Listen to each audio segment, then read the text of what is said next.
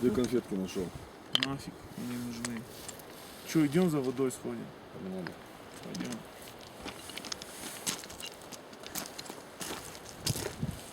А и самое лучшее, это знаешь что?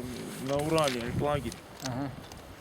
Там, короче, там если ты не совсем бодрый, но такой нормальная форма, с утра встал, сходил на маршрут, спустился, и вот так надо. То есть все близко очень. И короткие маршруты. Туда в основном все едут туда, если так брать, с России. Потому что ты Шумат. Где гордары? Дер мала. ходил, Виши деру бахо. Месож деру бахо. Сона отсюда андр дер вундгулти. Со дер гачим таал хума дарис бицума. Ja, so der mal was. Ажем лайсбол. Худу.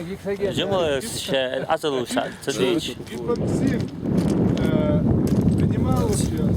Elbrus bu Elbrus. Lice zumsato. Sato terdu. Ama la сюда. Terdu. Hamza. Elbrus 300 только açıl. Sada 3500 взяли, 3800 с чем-то, веришь? Там, конечно, там 2-3 шага сделаешь, уже отдышка.